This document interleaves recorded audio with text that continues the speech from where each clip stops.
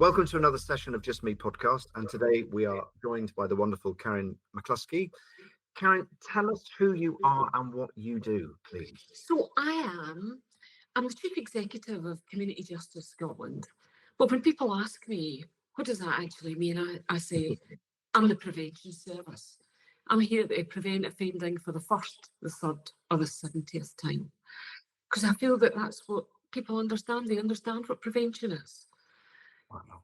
And of course, it's much more complicated than that, of course, because we talk about housing and mental health and physical health and all those different things, but it is about prevention. Brilliant. And how did you get into that? How did that all start? So I think I have always slightly loved justice. I get the feeling. I trained as a nurse originally, and then trained in psychology. And, I've just always had a bit of an interest, but I was just reflecting the other day there, and I had never thought about it. I used to live, in fact, I was born and brought up in Pullman in Reading. And right beside, we actually used to overlook what was called then the Borstal. It's a young offenders institute now. I actually learned to swim there. No. I used to swim competitively when I was young. Right. And at the time, home in the Borstal, there was a 25-yard pool. And there was a little swimming club called Pullman Hill Dolphins. And I used to swim there in the morning from 6 o'clock in the morning. And then I used to go there at night. And I learned to swim in the jail. It sounds bizarre now, and I was reflecting that the other day. So I think I've always been in and around justice in one way or another. Wow. And in terms of, because I know you had a very humble upbringing. Yeah. Your dad was, your mum and dad. My dad was originally a labourer, and then he went to university later on. He went to night school and decided he wanted to become a teacher. So, I remember I went to his graduation, and we were, my mum was a secretary at the time. And they were just incredibly ordinary, as people of my generation were. I didn't know anybody who lived in, private housing and whatever else. It was just, we were all very much the same, and I think actually pretty happy, I suppose. And what have you kind of learned? So if you go back from, because you trained as a nurse and then you trained in psychology, but what have you kind of learned along that journey? Oh, I don't know. I suppose the power of relationships, the power of connection. Wow. That actually the core, no matter what the question is, as my colleague says, the answer is relationships. Wow. And the value of a skilled, empathetic practitioner is the core of everything that we should do, whether you're in nursing or a GP or in policing, that if you have a skilled, empathetic practitioner, that's what people really need. And, for all the emphasis on, on qualifications and on training, and which is incredibly important, the training side of it, to make sure that people know what they're doing. The core of it is the ability to build relationships with people. Wow. To be able to listen. Wow. And also not always to be able to provide the answer, but to be able to sit with someone in sometimes really dark, traumatic circumstances, whether that could be victims, it could be witnesses, it could be practitioners. Yeah. How have you seen relationships within the justice system within Scotland? How, as you say, from the practitioner point of view or from the prisoner point of view, how does that differ? So, it's interesting. And this is not meant to sound Calvinistic or depressing, but we seem to have lost a little bit of our ability to just speak to each other, to join up. And I admit I hate doing things online. I think it's the death of humanity. We've moved very much to some virtual justice. And I just think there is something that, particularly in justice, is a very human endeavour. That we are depriving people of liberty, which is the most serious thing that the state can do to you. It's not something I really feel sits naturally in a virtual world. And there is something about the past decade, I think, that has meant that we've lost some of the ability to communicate, Wow. to really sit in discomfort with people. Mm, mm, Maybe that's why we find text so easy, why, people end relationships by text because they don't have the bravery to sit down and look someone in the eye and explain why things aren't working or why it's better for both people to move on. I don't know. And do you see that play out in the justice system I for do. young people? I do. What I've noticed with some of the young people just now, I do a lot of stuff in schools, and I speak to them about where they get their information on TikTok and whatever else. I know now, even when I'm speaking to people, I have to cut down the length of time that I'm speaking to people because people's concentration levels are, they find it really difficult. And of course, that's the same in prison. We've got a lot of people who are neurodiverse, undiagnosed. Their ability to communicate is really challenged, and they often have a poverty of speech. And what I mean by that is they don't have the range of language, and you will know this, when I'm saying, how do you feel? They'll say, I feel angry, but actually they feel disappointed, upset. There's a whole range of feelings underneath that one word, but that's the one word they know, I'm angry. And so they have that poverty of speech around being able to explain how they feel about how they can get to the next bit. And it's a real challenge. I don't know whether it's a particularly Scottish thing. I quite like speaking to my American colleagues because they're so in touch with how they feel, and even people within the prison system. I've been in touch with a lot of people who've been in the American justice system, and I don't know, they're much more fluent or able to speak about how they feel. I don't know, that's a bit of a ramble, but No, not at all. you'll understand what I'm trying to say. And I just worry that in this technological world where we are, it's leaps and bounds, isn't it? It's from 1900 to now. The world has changed. So isn't it, in 125 years? And in the last year, even with AI and everything else like that, it's jumped again. And I think we just don't forget the fact that this is a human endeavour. To be human is about being born connected. Wow. Yeah, that's lovely. And who has helped you along the way, and what has helped you along the way? Oh, so many people have helped me along the way. Because you've faced some huge challenges, both personally and professionally, haven't you? Yeah, so I've been really lucky to have a family, and quite a wide family, and cousins. My dad was fantastic. My dad died a number of years ago now, but my dad was very solid. He was never shy. He, he was just very much, you have to work hard. He always took time for people. He used to teach when he became a teacher eventually. He used to teach kids judo. Wow. And, and he always gave his time absolutely freely. And, it was amazing when he died. There was people who turned up, to his funeral who, I'd never met, they were just saying, I knew your dad at the garage and used to go around and tinker with old cars. So, he was probably a big emphasis. But also, I've got, lots of cousins and who are in health. We were quite a big family. I've got two sisters, but we're quite a big family. And I think, I've always been quite supported by people who've been in public sector and public service.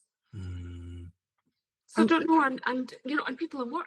My colleague John Carmichael, who I started the violence reduction unit with, John and I have been, from the moment we met, I think, and for the last 22 years, I think there's not a week that I go by that I never speak to him, sometimes twice a week. And I think sometimes you meet people within your work career that you can probably say anything to. Wow. And do you think that having that family and also that narrative from your dad about, because you mentioned when I spoke to you last week that he was always saying hello to people, that no one was ever off the agenda to talk to, or do you think that built that sense of connection? Absolutely. I mean, my dad would speak to anybody. We were always mortified, you know, as kids, always mortified. But he'd speak to, you know, he knew the people at the petrol station. He knew them by name. You know, he used to stop people on the streets. Then, of course, when he was a teacher, you know, I mean, obviously, lots of people knew, and they would know him forever. And not because they were any good at biology, I have to say, but they would know him from. He used to sing. I mean, I was used to be mortified. I remember going to his school play. And I think I might have been 13 or 14, and my mum dragged us. And my dad was quite a short guy, you know, he was judo, and rotund at times. And I remember he came on dancing as the Sugar Plum Fairy in a pair of green Wellington boots Oh, lovely. and a tutu. And I remember all the kids screaming at the back, Mr. McCluskey, you know. And so and even when I worked in Glenorchy Prison, and people would say, "Oh, were you Mike McCluskey's daughter?" You know, because they remembered him because he used to teach judo, etc. So yeah, I think that connection is always good, and I still love speaking to people. I speak to anybody. Oh, wow, lovely. And what obstacles do you think have kind of either helped or hindered you along the way? Oh, I think I'm going to talk about something that I think hinders everybody. I think a bit of imposter syndrome. Okay. I think everybody has it. I think men have it.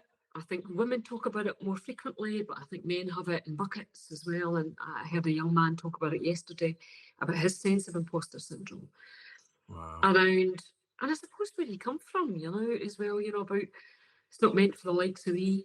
Mm. And I think that's changed. I wished I'd developed, I suppose, what I know now earlier on, but that's never going to happen, isn't it? That's just life's journey. But I suppose a bit of imposter syndrome and not being that great at school. I don't think I was that great at school. I think I was a late bloomer. Mm. And I think I wished I'd got over that early. Mm. I don't think I'm going to be able to do this. Mm. Much earlier, I think I was never very good at maths, which has always been my greatest disappointment when my daughter was doing maths at school. I tried to redo her what's called Nat 5 maths again and try and get over that you know, that fear of it, because I wished I'd been much better at it. And I'm not bad, but you know, I feel that sort of held me back for a while. I don't know. It's a strange thing, isn't it? Trying to reflect on a life when you're a bit older. And it's so funny, isn't it? Because it's well, you mentioned that kind of fear of maths, and it sort of stays with you, doesn't it? Which is It nuts. does. It does. And really interesting. And yet I love statistics. You know, I love, you know, and I've got a real, and you know, I really enjoy looking at studies and working out, you know, how effective they've been. And of course, we use maths in our everyday life, but it's fascinating about how your early experiences shape the rest of your life, whether you want them to or not. Yeah. You have to recognise that that's what shaped you. Wow. Yeah, that's a powerful one. So how do you keep going when things get tough? What's Yeah, your well of goodness? so I slightly, I love what I do. Yeah. And it's the thing that I say to young people when I go into schools. Find something that you love doing because you're going to have to do it for a long time. And you have to be able to get up, you know, in the morning and feel driven to try and make things better. Because you need to for the next generation, because they need to have it, you know, it needs to be better. It can't be, you know, people's rights can't be abused. You know, it has to be fairer. There has to be equity and equality. And that's the thing that needs to drive you. I've been really lucky to go into justice. Mm. I've met people who you know, who had cut my right arm off to keep around me, you know, people who have come out the system and who have transformed their lives and others and who've been like the Pied Piper, you know, people who've gotten into recovery and who have turned their own terrible experiences into something where they help others. I absolutely adore. Wow. And so I've been really lucky, and I try and find something, you know, that every week that makes you smile. Yeah. You just think it's amazing. You know, I listened to a young prison officer yesterday talking about putting something into place in a prison to help people who were foreign nationals and to make them feel more connected. And I thought, God, that's a really nice piece of work, a gentle piece of work Mm. that's not showy, but absolutely understands the need, I don't know, to meet people's needs And I just put himself out there, and that, and I really like that. Or Lovely. I saw people supporting each other, at an event yesterday. And that's the sort of thing I think, God, actually, it's safe in young people's hands. And I know we other the young, but actually they're so much more thoughtful around some of the issues that face us now in the world than my generation ever were. Whether that's climate, whether it's justice, whether it's, whatever it is. I just find them much more motivated. That's lovely. And if you could go back to your younger self, what advice would you take back? I suppose that this too will pass. Whatever Oh. you're going through at the time, it eventually it changes. But so I'll tell you what I say to people now. I say yes to things. Oh. Say yes to things that scare you. So, I've just had an interview in from the BBC this morning, and I will say yes to it. I don't particularly want to do it because it always makes me a bit nervous. Yeah. In case I say something that's completely inappropriate or terrible or wrong. But I try and I say that to my team as well. I said, say yes to things that scare you. Because otherwise you don't learn and you stay in your comfort zone. And actually it's by saying yes to things that I think I've learned different skills, I've met different people, I've put myself in uncomfortable situations and I've had to learn throughout it. And I think it's dead easy to say no to stuff. I don't get me wrong, sometimes I think, oh grief, I've said yes to too many things. But I still think it's about how you learn. I still think that I've got the capacity to learn new things. I still think, I'm still going to learn Mandarin or Cantonese, or Russian. I'd like to learn other languages. So I just think sometimes you just have to say yes to stuff. That's lovely. And do you think that's the advice you mentioned give to other people? It's just to say yes, just to put yourself out there. Absolutely, because I think just now, and particularly with an online life, etc. People have sometimes these alter egos online where they do all these amazing things. And why not do it in real life? I quite like the idea of doing it in real life. I'm great at taking on sports. I think I've tried every sport. I'll try it once, find out. Sometimes I'm really terrible at it, but I still quite like doing that. Whether it's climbing or once, whatever it is. I've always had. I thought I'll just have a go. I'll have a go at that. And I think that actually that's the thing that I'd like to pass on to people is try and do it in real life. And I love running. I know I'm never going to be first, and I might not be last, but I just quite like that, taking part and pushing myself. How lovely. And if you were to leave a legacy behind, what would that be? I think my legacy would be just that I tried my best. Oh. I tried my best. I tried to make it better. And people say to me, what's the thing that you enjoy about your job or about what you've done? Because I don't think it's ever been a job to me. I feel it's been a bit of a passion. I love meeting people on the street who have been a little part of their journey. I mean, a part of their journey. No, it's nothing to do with me. And sometimes they'll walk past me because they've got a new partner and they've got kids and a new job. And maybe they'll text me later and say, oh, my new partner doesn't really know anything about my past and I'm having a great life. Or I get invited to a christening or a wedding. Or, somebody will say, oh, I've got a new job. And I just think that is lovely. Oh, lovely. That you've been part of someone else's journey in a small way that's made it different, that's made their kids' lives different. That's so lovely. And that's a privilege. Yeah, that is a privilege. That's lovely. And how do you see, what is it that the magic that Karyn brings? I don't know. Oh, I'm relentlessly enthusiastic. If you were asking my team, they would say she is relentlessly annoying. She comes up with all these things that we should be doing. She pushes us. And I'm always saying, I always say to them, we serve the public. We serve the public. I hope I've never lost that. I know I'm a public servant and I serve the public. And so I have to be, I should never lose that, but also that I've still got enthusiasm and love. They would still think that I'm enthusiastic, around what I do. And I hope that shows my work. It certainly can. Well, I mean, we spoke, didn't we, last week for nearly 2 hours, and I have to say, absolutely.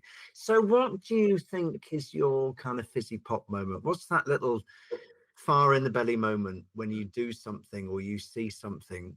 Where does that come from, or who do you see that in? Or, I mean, you mentioned then when you've been invited to somebody's christening or Yeah. seen somebody change or whatever. Is that the bit that you love? Oh yeah. I mean, it gives me joy, you know, and that sounds really selfish, but it gives me joy. It's I take pleasure in other people's in their joy, I suppose, you know, and I suppose that bit about being born connected Yeah.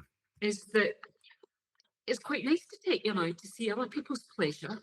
Yeah. That's not about it's not about you, but it's about someone else. That's really lovely. And if you could use one word to describe yourself, what would that be? Oh, relentless. Is it? Alas, it's relentless. I There's a great leadership woman. Her name's Margaret Mead, and Margaret writes in leadership, and she's written all these seminal books. I'm not a great reader of sort of leadership books because I just think you have to develop it yourself, and you can get upskilled and whatever else. And she wrote this pithy phrase, which is "proceed until apprehended," Brilliant. and it is my. I mean, that is my.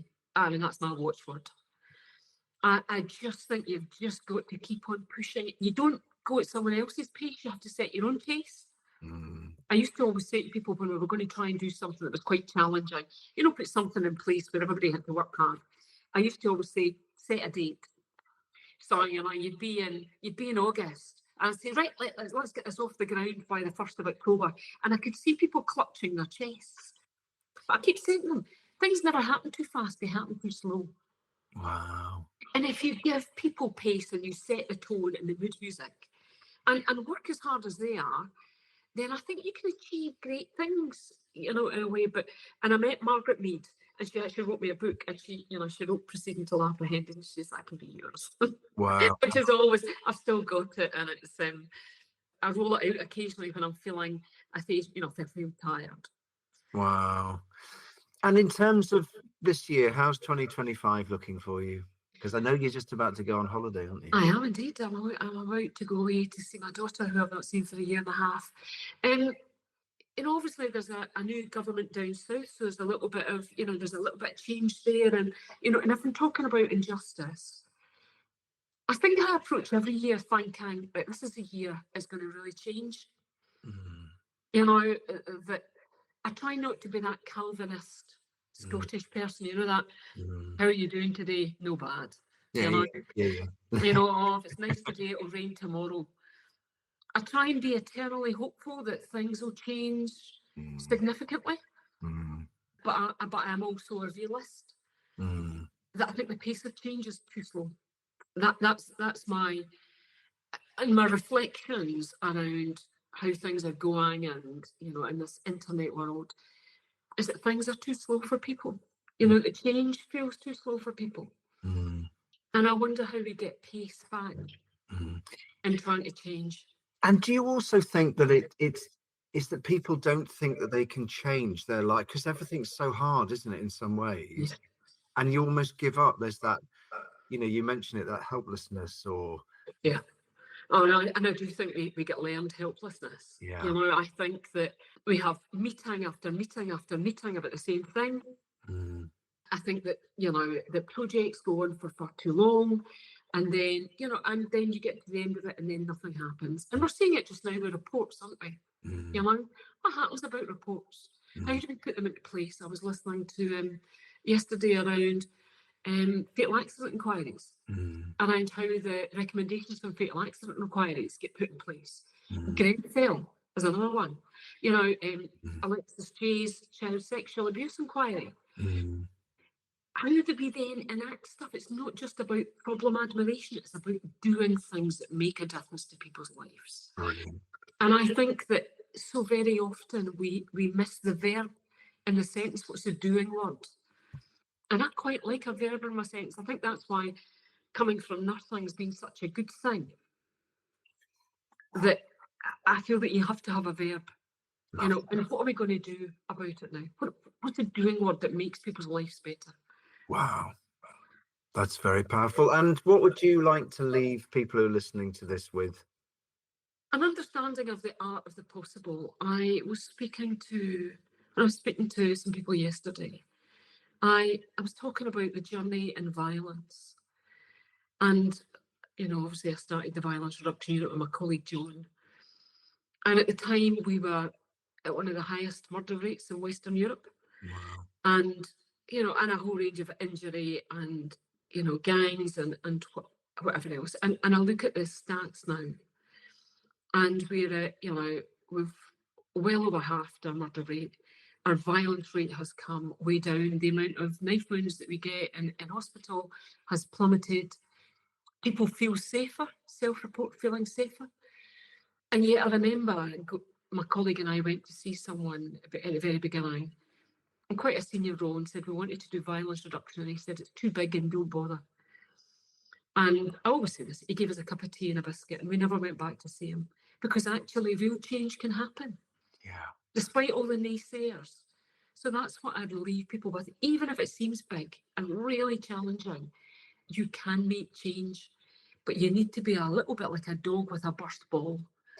You know, that savaging it until it gives it up. Yeah. And stay in your job. I mean, I've stayed in my job for a long time. So I've seen it when it's been okay and done quite well, and then when it's been absolutely terrible.